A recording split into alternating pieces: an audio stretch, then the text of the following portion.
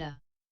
Translated from the original Pali, with introductory essay and explanatory notes by Piyadassi Thera.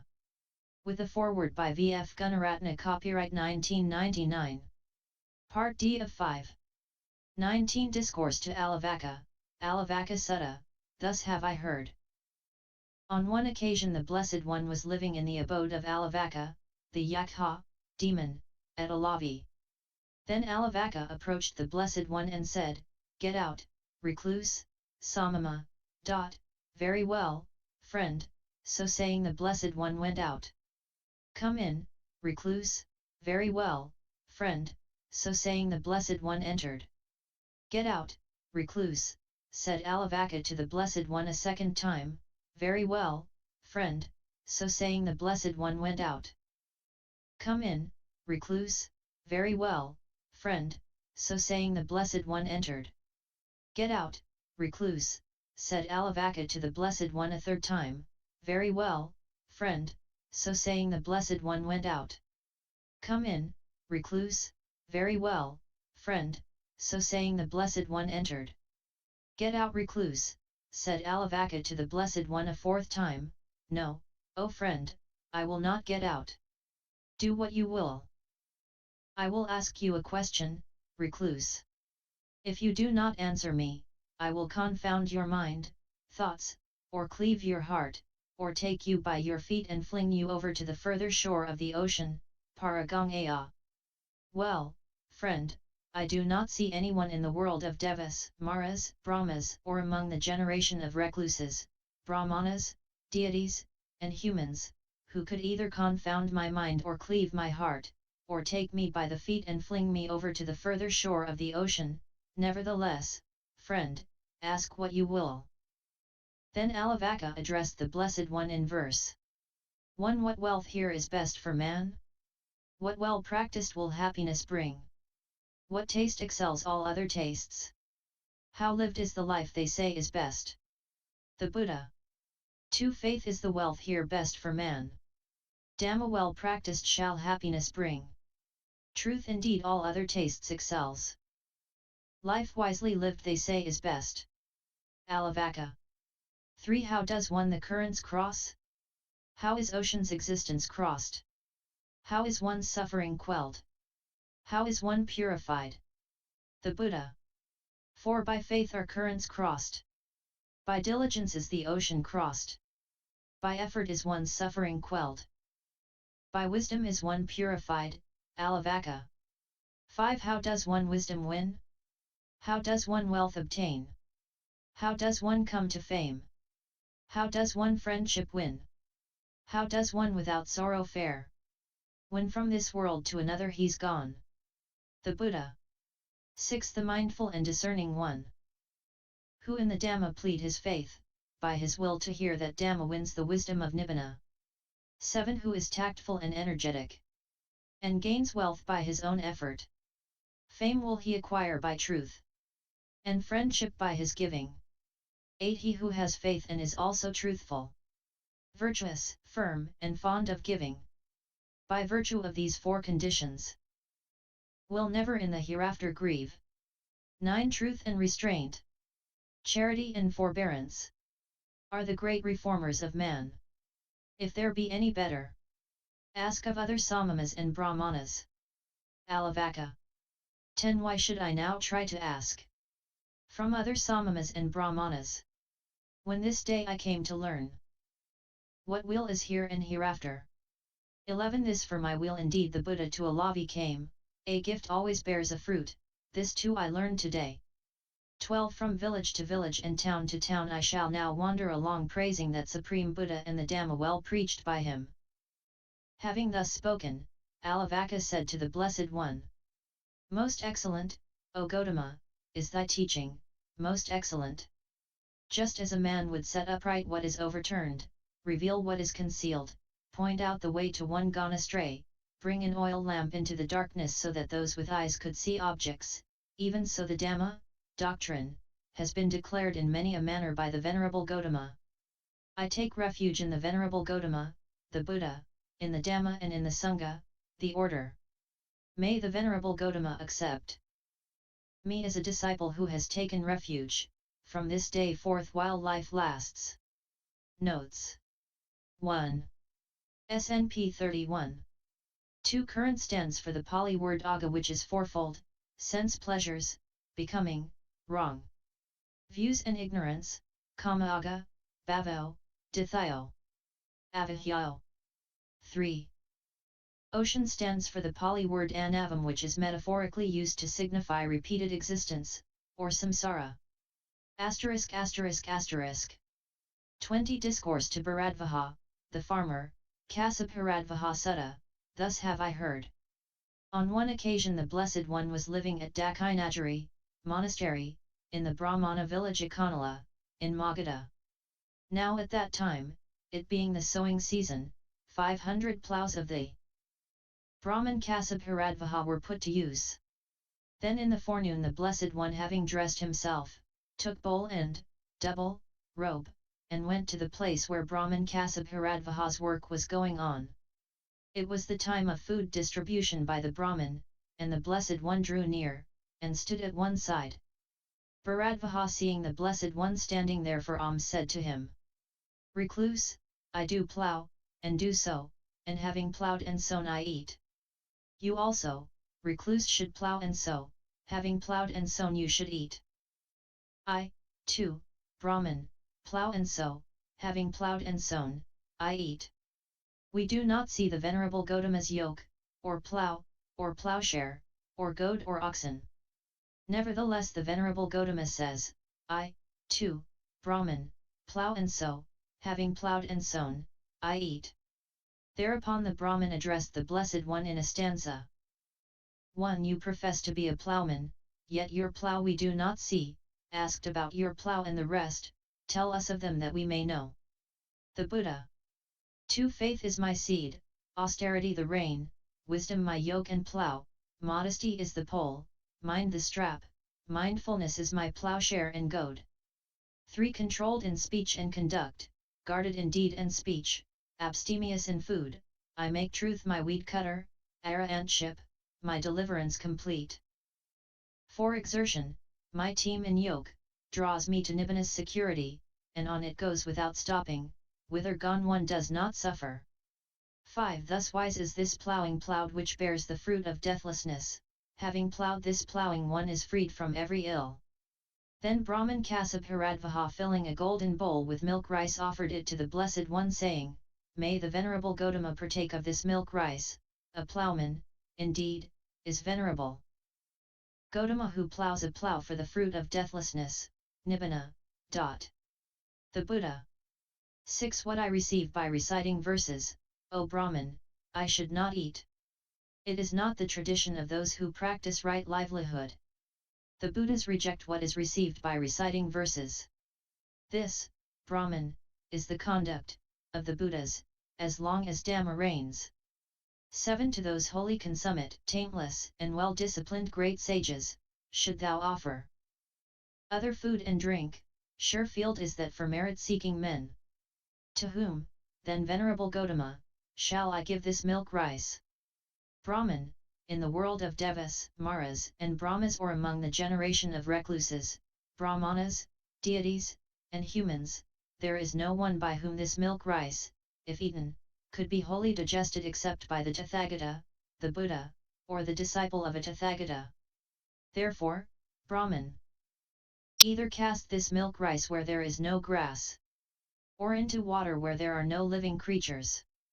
Thereupon the Brahman flung that milk rice into water where there were no living creatures, and the milk rice thrown into the water smoked and steamed, making the noise siskata, siddhi sita, just like a ploughshare heated during the day, when thrown into water, smokes, and steams, making the noise siskata, siddhi sita.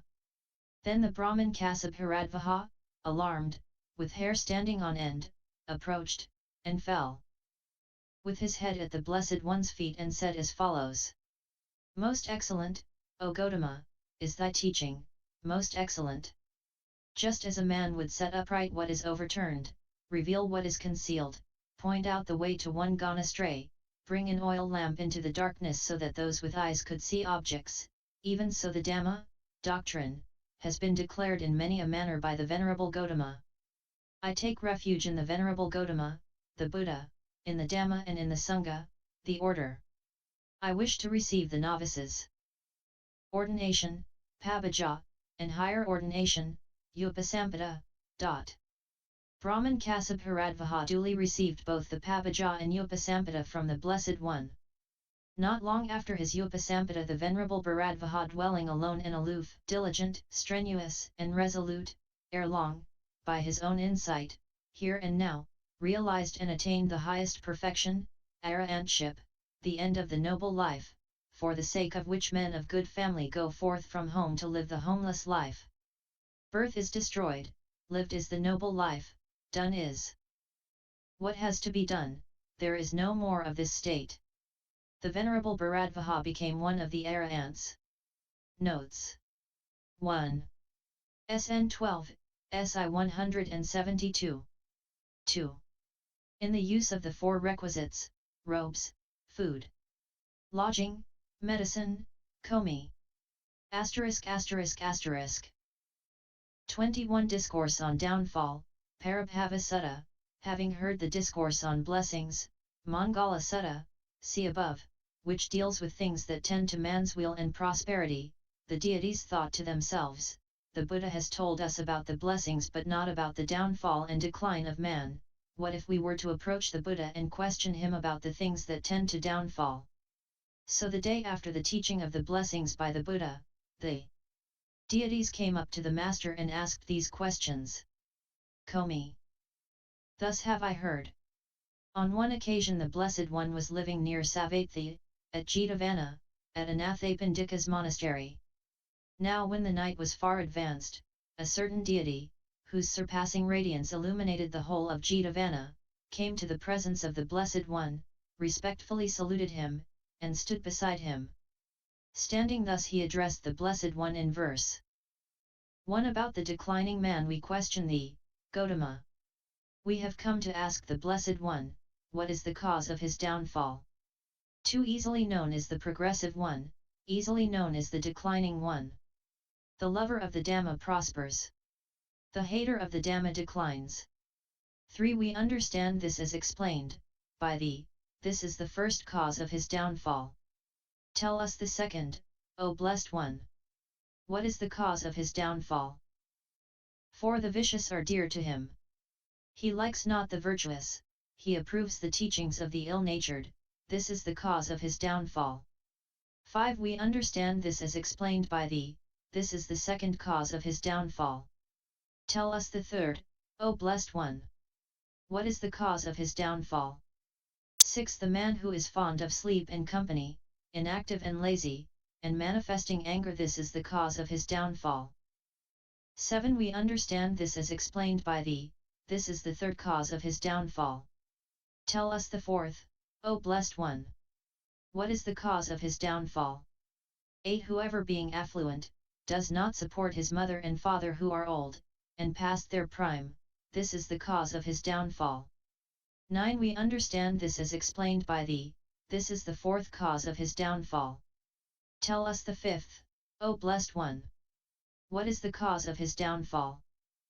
10. Whoever by falsehood deceives either a Brahmana, or a Samana, a holy man, or any other mendicant, this is the cause of his downfall.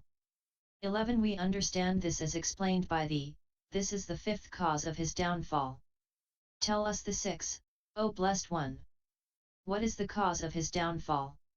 12. The person who is possessed of much wealth, who has gold, and who has an abundance of food, but enjoys his delicacies all by himself, this is the cause of his downfall.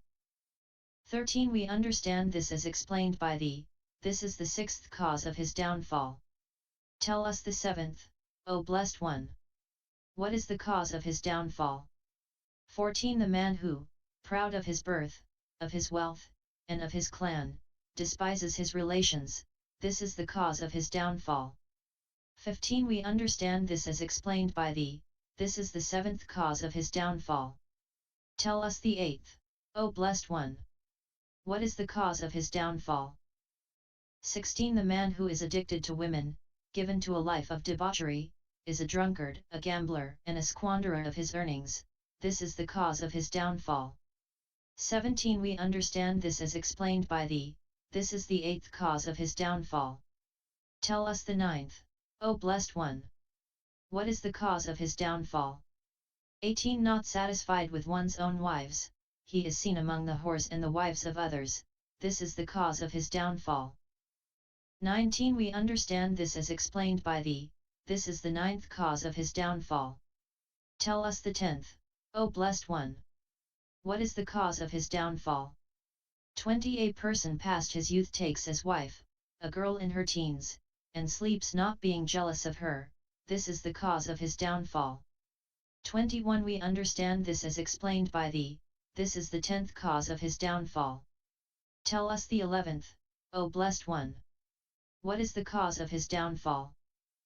22. He who places in authority a woman given to drink and squandering, or a man of similar nature, this is the cause of his downfall. 23. We understand this as explained by thee, this is the 11th cause of his downfall. Tell us the 12th, O blessed one. What is the cause of his downfall? 24. He who having but little possessions but great ambition, greed, is of warrior birth and aspires selfishly to an unattainable sovereignty, this is the cause of his downfall. 25. Fully realizing these 12 causes of downfall in the world, the sage, endowed with Aryan insight, shares a realm of security, nibbana. Notes 1. SNP 18. 2. Apparently during the Buddha's time, in Indian society, a man could legally have more than one wife if he could maintain them. Kings had harems. What was prohibited was illegal sexual relations. 3. By reason of his anxiety as to whether she would long for young men in preference to him. Comey, *****. 22. Discourse on Outcasts, Vaisala Sutta. Thus have I heard. On one occasion the Blessed One was living near Savatthi at Jetavana at Anathapindika's monastery. Then in the forenoon the Blessed One, having dressed himself, took bowl and double robe, and entered the city of Savatthi for alms. Now at that time a fire was burning, and an offering was being prepared in the house of the Brahmin Ajikabharadvaha. Then the Blessed One, while on his alms round, came to the Brahmin's residence. The Brahmin, seeing the Blessed One some way off, said this, "Stay there, you shaveling, stay there you wretched monk, stay there you outcast." When he spoke thus the Blessed One said to the Brahmin, "Do you know, Brahmin, who an outcast is and what the conditions are that make an outcast?" "No, indeed, Venerable Gotama, I do not know who an outcast is nor the conditions that make an outcast." It is good if Venerable Gotama were to explain the Dhamma to me so that I may know who an outcast is and what the conditions are that make an outcast. Listen then, Brahmin, and pay attention, I will speak. "Yes, Venerable Sir," replied the Brahmin. "One whosoever is angry, harbors hatred, and is reluctant to speak well of others, discredits the good of others, perverted in views, deceitful, know him as an outcast. 2. Whosoever in this world kills living beings, once born or twice born, in whom there is no sympathy for living beings, know him as an outcast.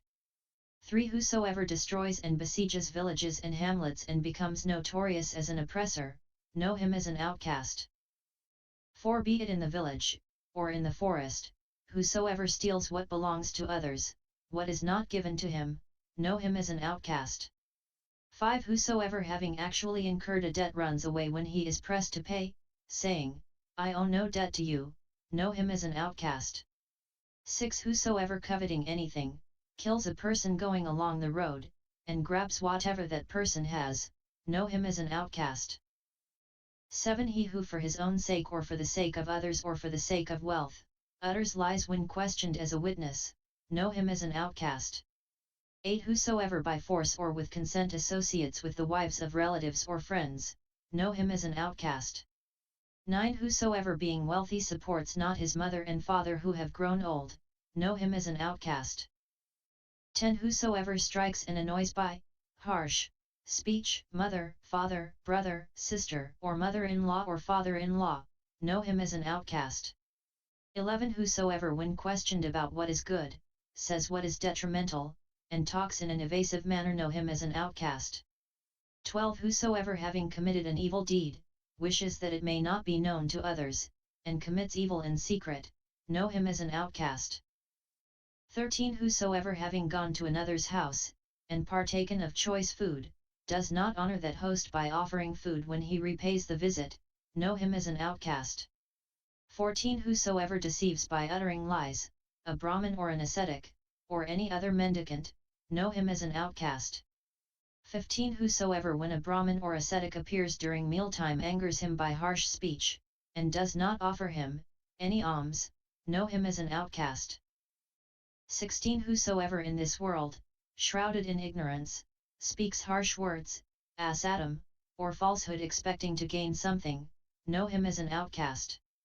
17. Whosoever debased by his pride, exalts himself and belittles other, know him as an outcast. 18. Whosoever is given to anger, is miserly, has base desires, and is selfish, deceitful, shameless, and fearless, in doing evil, know him as an outcast. 19. Whosoever reviles the enlightened one, the Buddha, or a disciple of the Buddha, recluse, or a householder, know him as an outcast. 20. Whosoever not being an arahant, a consummate one, pretends to be so, is a thief in the whole universe, he is the lowest of outcasts. 21. Not by birth is one an outcast, not by birth is one a Brahmin. By deed one becomes an outcast, by deed one becomes a Brahmin. 22. Know ye by the example I now cite, the fact that by birth one is not an outcast. There was an outcast's son, Sopaka, who became known as Matanga. 23. This Matanga attained the highest fame so difficult to gain. Many were the warriors, Kshatriyas, and Brahmins who went to attend on him. 24. Mounting the celestial chariot, the noble eightfold path, and driving, along the passion-free high road, Sopaka, now a monk, reached the Brahma realm having given up sense desires. 25. His lowly birth did not prevent him from being reborn in the Brahma realm.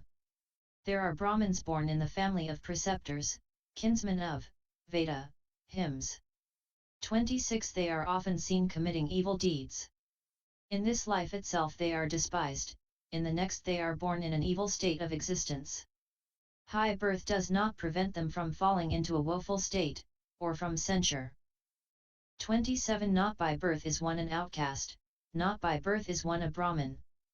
By deed one becomes an outcast, by deed one becomes an Brahmin. When the Buddha had thus spoken, the Brahmin Ajikabharadvaha said to the Blessed One, Excellent, O Venerable Gautama, excellent. Just as, O Venerable Gautama, a man were to set upright what had been overturned, or were to reveal what had been hidden, or were to point the way to one who had gone astray, or were to hold an oil lamp in the dark so that those with eyes may see things, even so in many ways has the Venerable Gautama expounded the Dhamma, the doctrine. I take refuge in the Venerable Gautama, the Dhamma, and the Sangha, the order. May the Venerable Gautama accept me as a lay follower who has taken refuge from this day onwards while life lasts. Notes 1. SNP 21. Also known as Ajikabharadvaha Sutta. 2. The abusive terms used by the Brahmin and the respectful address that follows need a word of explanation. The Brahmin had just prepared his offering to the great Brahma, his god, when his eyes fell on Buddha. To the Brahmin the sight of a samana, a shaven-headed recluse, was an unlucky sign. Hence he burst into angry words. The Buddha, however, was unruffled and spoke to him quietly in words of soft cadence. The Brahmin apparently was ashamed, and repenting of his folly, addressed the Buddha courteously, Komi. It is interesting to note the Buddha's stress on anger and hatred in his very first stanza. 3. Dvijam, birds. Twice born is a reference to birds since they first come out as an egg, and when hatched a complete bird is born. 4. Asantamti pi patho, SNA. Asterisk asterisk asterisk. 23 Discourse on the Analysis of the Truths, Sakavibhanga Sutta. Thus have I heard. On one occasion the Blessed One was living in the deer park at Isapatana, the resort of saints, near Varanasi, Benares. Then he addressed the monks saying, O monks! Venerable Sir, replied those monks in assent to the Blessed One. Thereupon he said, the matchless wheel of Dhamma set in motion by the Tathagata, the consummate one, the supremely enlightened one, in the deer park at Isapatana near Varanasi, cannot be set in motion by a recluse or Brahmana or Deva or Mara or Brahma or by anyone in the world. That is to say, it was a proclamation of the Four Noble Truths, by way of teaching, laying down, establishing, opening up, analyzing, and elucidating them. Of what for? It was a proclamation of the noble truth of suffering, dukkha, by way of teaching. As before, and elucidating it, of the noble truth of the arising, cause, of suffering, of the noble truth of the cessation of suffering, of the noble truth of the path leading to the cessation of suffering.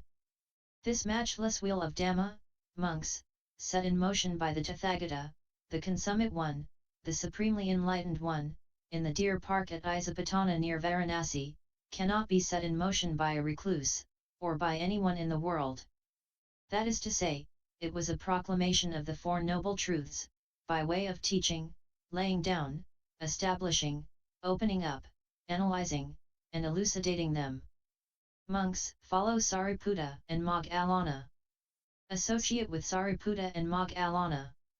Wise monks do help, materially and spiritually, those who live the holy life. Monks, Sariputta is like unto a mother, Moggallana is like unto a foster mother to a child. Sariputta, monks, trains, beings, in the path of stream attainment. Moggallana in the highest goal, arahantship. Sariputta, monks, is able to proclaim, teach, lay down, establish, open up, analyze, and elucidate the Four Noble Truths. This the Blessed One said, and having said so, the welcome being, Shugata, rose from his seat and entered his abode. Not long after the Blessed One had departed, the Venerable Sariputta addressed the monks, saying, Reverend friends! Your Reverence, the monks replied the Venerable Sariputta in assent. This the Venerable Sariputta said, Your Reverence, the matchless wheel of Dhamma set in motion by the Tathagata, the consummate one, the supremely enlightened one, in the deer park, at Isapatana near Varanasi, cannot be set in motion by a recluse or Brahmana. As before, in the world.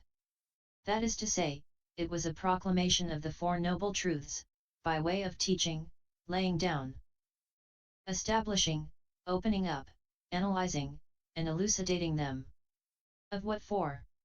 It was a proclamation of the noble truth of suffering, dukkha, by way of teaching, elucidating it, of the noble truth of the arising of suffering, of the noble truth of the cessation of suffering, of the noble truth of the path leading to the cessation of suffering. What, Your Reverence, is the noble truth of suffering? Birth is suffering, aging is suffering, death is suffering, grief, lamentation, bodily pain.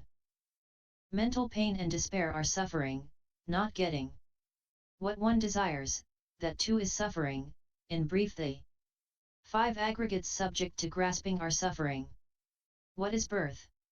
It is the birth of beings in the various classes, planes, of beings, the production, their conception, coming into existence, rebirth, the appearance of the aggregates, acquiring of the sense bases. This is called birth. What is aging? It is the aging of beings in the various classes of beings, their decay, broken teeth, graying hair, wrinkled skin, the dwindling of the lifespan, the wearing out of the sense organs. This is called aging. What is death? It is the passing away of beings in the various classes of beings, the falling away, the breaking up, the disappearance, the death, making end of life, the breaking up of the aggregates, the laying down of the body. This is called death. What is grief? It is the grief, sorrow, sorrowfulness, the state of being sorry, inward sorrow, inward intense sorrow visited by some calamity or other, smitten by some kind of ill or other. This is called grief. What is lamentation? It is the crying, the wailing, the act of crying, the act of wailing, the state of crying, the state of wailing of one visited by some calamity or other, smitten by some kind of ill or other. This is called lamentation. What is suffering? It is bodily suffering, bodily unpleasantness, the painful and unpleasant feeling produced by bodily contact. This is called suffering. What is misery? It is mental suffering, unpleasantness, the painful and unpleasant feeling produced by mental contact. This is called misery. What is despair? It is despondency, despair, the state of despondency, the state of despair of one visited by some calamity or other. This is called despair. What is meant by not getting what one desires? That too is suffering. To being subject to birth there comes desire, oh might we not be subject to birth, and birth not come to us. But this cannot be attained by mere desiring. So not getting what one desires, that too, is suffering. To being subject to aging there comes the desire, oh might we not be subject to aging, and aging not come to us. As before. To being subject to disease there comes the desire, oh might we not be subject to disease and disease not come to us. To being subject to death there comes the desire, oh might we not be subject to death and death not come to us. To being subject to sorrow, lamentation, suffering, misery, and despair. There comes the desire, oh might we not be subject to sorrow, lamentation, suffering, misery, and despair, and sorrow, lamentation, suffering, misery, and despair not come to us. But this cannot be attained by merely desiring. So not getting what one desires that too is suffering. What, in brief, are the 5 aggregates subject to grasping that are suffering? These are the aggregate of matter subject to grasping, the aggregate of feeling, the aggregate of perception, the aggregate of mental, volitional, formations, the aggregate of consciousness. Subject to grasping. These are called, in brief, the 5 aggregates subject to grasping that are suffering. This is called the noble truth of suffering. What is the noble truth of the arising of suffering? It is this craving which produces rebecoming, rebirth, accompanied by passionate greed, and finding delight now here now there, namely the craving for sense pleasures, craving for existence and craving for non-existence, self-annihilation. This is called the noble truth of the arising of suffering. What is the noble truth of the cessation of suffering?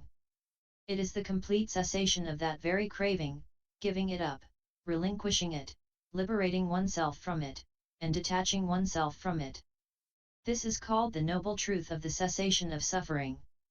And what is the noble truth of the path leading to the cessation of suffering? It is this noble eightfold path itself, namely, right understanding, right thought, right speech, right action, right livelihood, right effort, right mindfulness, right concentration. What is right understanding?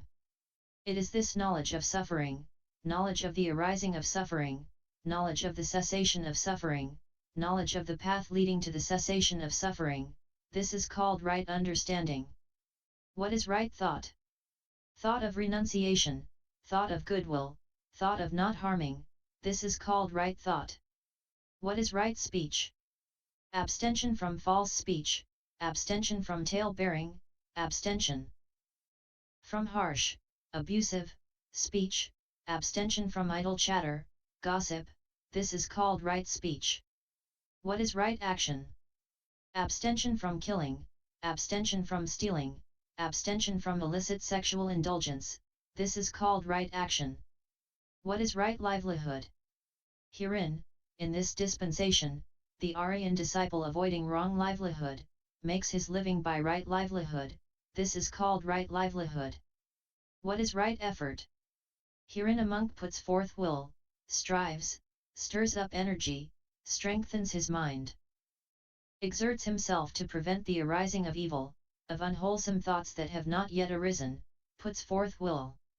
As before, to banish the evil, unwholesome thoughts that have already arisen, puts forth will, to develop wholesome thoughts that have not yet arisen, and puts forth will, strives, stirs up energy, strengthens his mind, exerts himself to maintain, to preserve, increase, to bring them to maturity, development, and to complete the wholesome thoughts that have arisen.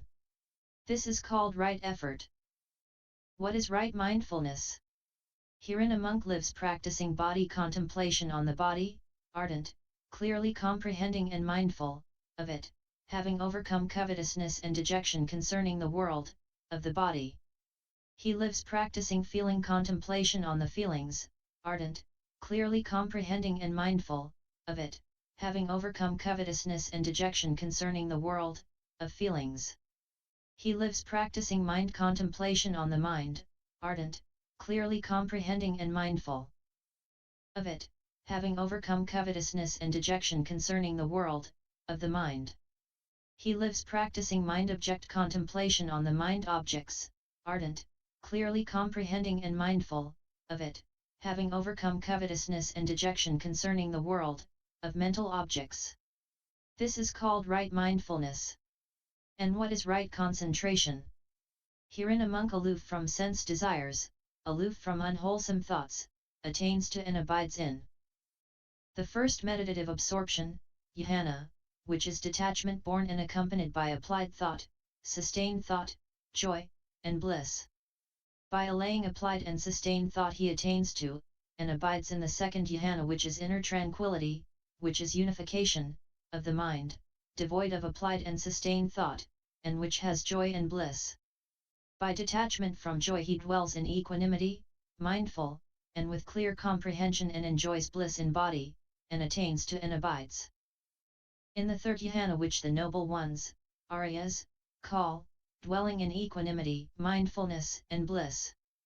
By giving up of bliss and suffering, by the disappearance already of joy and sorrow, he attains to, and abides in the fourth jhana, which is neither suffering nor bliss, and which is the purity of equanimity mindfulness. This is called right concentration. This is called the noble truth of the path leading to the cessation of suffering. Your Reverence, the matchless wheel of Dhamma set in motion by the Tathagata, the consummate one, the supremely enlightened one, in the Deer Park, at Isapatana near Varanasi, cannot be set in motion by a recluse or Brahmana or Deva or Brahma or by anyone in the world. That is to say, it was a proclamation of the Four Noble Truths, by way of teaching, laying down, establishing, opening up, analyzing, and elucidating them. This the Venerable Sariputta said. Those monks glad at heart rejoiced at the words of the Venerable Sariputta. Notes 1. M 141. 2. For a very comprehensive account of the Four Noble Truths read the Buddha's Ancient Path.